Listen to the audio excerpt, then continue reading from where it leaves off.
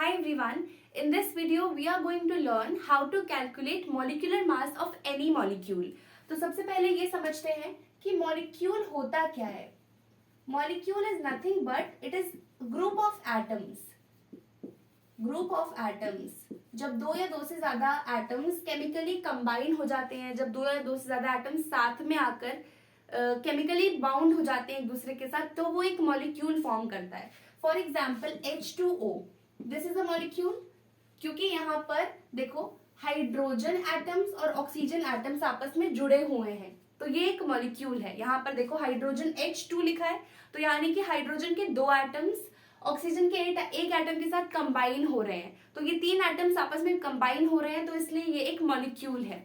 अब carbon dioxide की बात करें अगर CO2, यहाँ कार्बन का एक एटम ऑक्सीजन के दो एटम के साथ कंबाइन है केमिकली, तो हम इसे एक मॉलिक्यूल बोलेंगे. अब हम ये देखते हैं कि मॉलिक्यूल का मास कैसे कैलकुलेट किया जाता है. अब देखो ये कार्बन डाइऑक्साइड एक मॉलिक्यूल है, इसका मास निकालने के लिए हमें क्या करना पड़ेगा, कार्बन जो कि एक एटम है और ऑक्सीजन जो कि एक दूसरा एटम है. अगर आप कार्बन के एक एटम के मास में ये दो ऑक्सीजन एटम्स के मास को प्लस कर दो तो ये पूरे मॉलिक्यूल का मास आ जाएगा.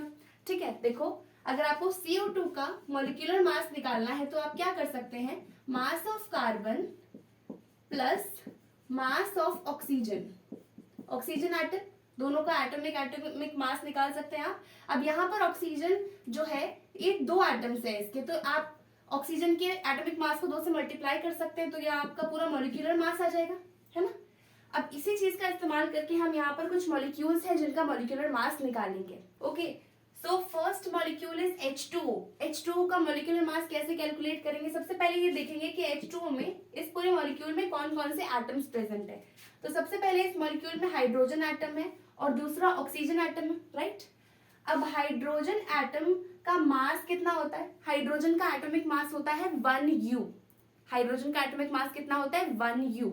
ये आप क्वेश्चंस की प्रैक्टिस करेंगे धीरे धीरे तो आपको एटॉमिक मासेस याद हो जाएंगे. बहुत सारी ट्रिक्स भी हैं एटॉमिक मासेस याद करने की, अगर आपको नहीं लर्न तो आप कमेंट सेक्शन में मुझे बता देना, मैं आपको एटॉमिक मास लर्न करने की ट्रिक भी बता दूंगी. बट ज्यादातर क्वेश्चंस में एटॉमिक मास पहले से गिवन होता है, तो it is not that necessary to learn atomic masses, पर अगर आप चाहते हैं तो आप याद कर सकते हैं. तो हाइड्रोजन का एटॉमिक मास कितना होता है, 1U.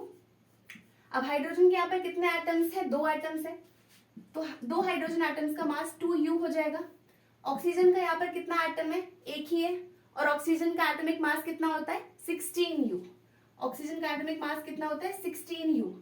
तो H2O मॉलिक्यूल का मास कितना हो जाएगा, देखो हाइड्रोजन का ये 2U प्लस ऑक्सीजन का 16U, टोटल हो जाएगा 18U. ठीक है, ये हो गया H2O का मॉलिक्यूलर मास. अब देखो यहाँ पर HNO3, सबसे पहले ये देख लेते हैं कि कौन कौन से एटम्स इस मॉलिक्यूल के अंदर प्रेजेंट है. इसमें हाइड्रोजन है, नाइट्रोजन है और ऑक्सीजन है ना. हाइड्रोजन के कितने एटम्स है, एक ही एटम है, और हाइड्रोजन के एटम का मास कितना होता है, 1U, और एक ही एटम है तो 1U ही मास रहेगा हाइड्रोजन का. नाइट्रोजन के एटम्स कितने हैं, एक ही है, क्योंकि यहाँ पर कोई नंबर लिखा हुआ नहीं है, नाइट्रोजन का एक ही एटम है. नाइट्रोजन का एक एटम है, तो नाइट्रोजन का मास कितना होता है एक एटम का, 14U. नाइट्रोजन का मास कितना होता है, 14U, एक ही एटम है तो ये ऐसे ही रहेगा. अब ऑक्सीजन को देखें तो यहाँ पर ऑक्सीजन के 3 एटम्स हैं और एक ऑक्सीजन एटम का मास होता है 16U. एक ऑक्सीजन एटम का मास होता है 16U, तो 3 एटम से तो हम 3 से मल्टीप्लाई कर देंगे, तो ये हो जाएगा 6 3 18, 8 कैरी 1, 48U. और HNO3 पूरे मॉलिक्यूल का मास कितना होगा, हाइड्रोजन का मास प्लस नाइट्रोजन का मास प्लस ऑक्सीजन के 3 एटम्स का मास, तो ये टोटल कितना हो जाएगा, 1U plus 14U plus 48U. 3 1 4 1 5 1 6 1 7 73U. ठीक है, कार्बन डाइऑक्साइड का देखें. कार्बन डाइऑक्साइड में पहले देख लेते हैं कि कौन कौन से एटम्स प्रेजेंट है. इसमें कार्बन प्रेजेंट है, ऑक्सीजन प्रेजेंट है. ठीक है, कार्बन का कितना एटम है, एक ही एटम है. कार्बन की एक एटम का मास कितना होगा, 12U. 12 होता है कार्बन का एटॉमिक मास, तो कार्बन का एक ही एटम है तो 12U इसका मास हो गया. ऑक्सीजन का दो एटम्स है, ऑक्सीजन के कितने एटम्स है, दो एटम्स है. एक ऑक्सीजन एटम का मास कितना, 16U, तो 16 2 32U हो गया.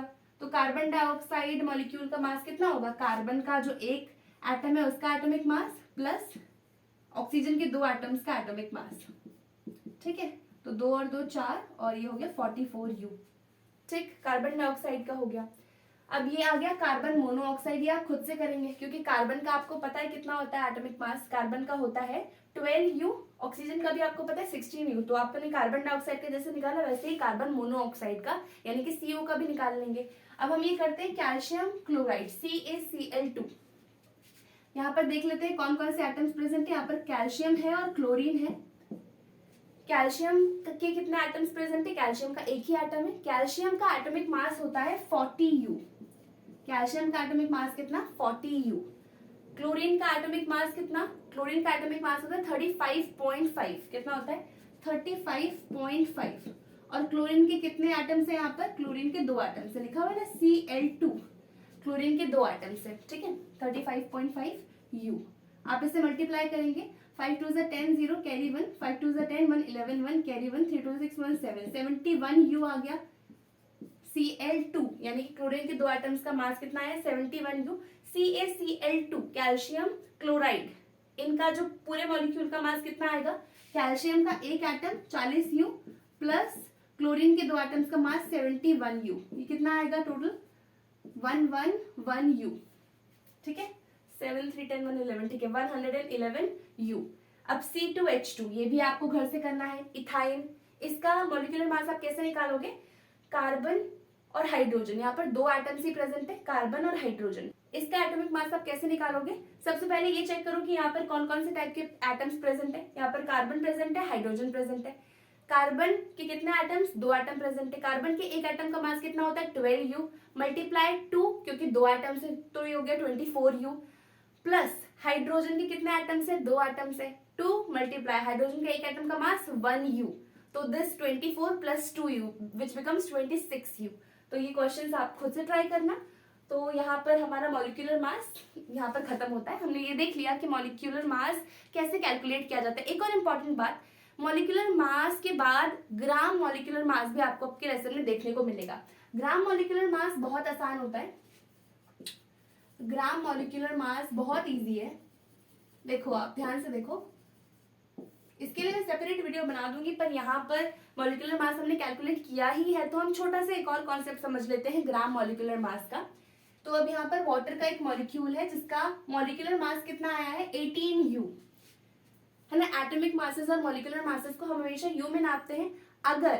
अगर इस वाटर मॉलिक्यूल का जो ये मॉलिक्यूलर मास है इसमें मैं U यूनिट हटाकर G कर दूं, then it will become gram atomic mass of H2O molecule.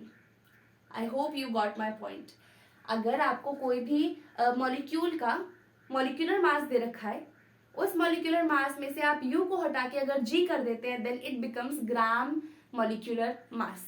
देखो यहाँ पर HNO3 का एक मॉलिक्यूल था जिसका मास कितना आया? 48U। अगर आपसे पूछा जाए HNO3 का भैया ग्राम मॉलिक्यूलर मास निकालो तो कितना होगा? 48U हटा के G कर दो, ये बन गया HNO3 का ग्राम मॉलिक्यूलर मास। सिमिलरली यहाँ पर देखो CO2, इसका मॉलिक्यूलर मास कितना आया था? 44U। अगर आपसे पूछा जाए CO2 का ग्राम मॉलिक्यूलर मास कितना होगा तो आपको लिखना है 44G, U हटा के G कर देना है। यहाँ पर क्या होगा? 71U है CaCl2 का मॉलिक्यूलर मास, तो 71G होगा इसका gram molecular mass. So that is it for this video. I will see you guys in the next one.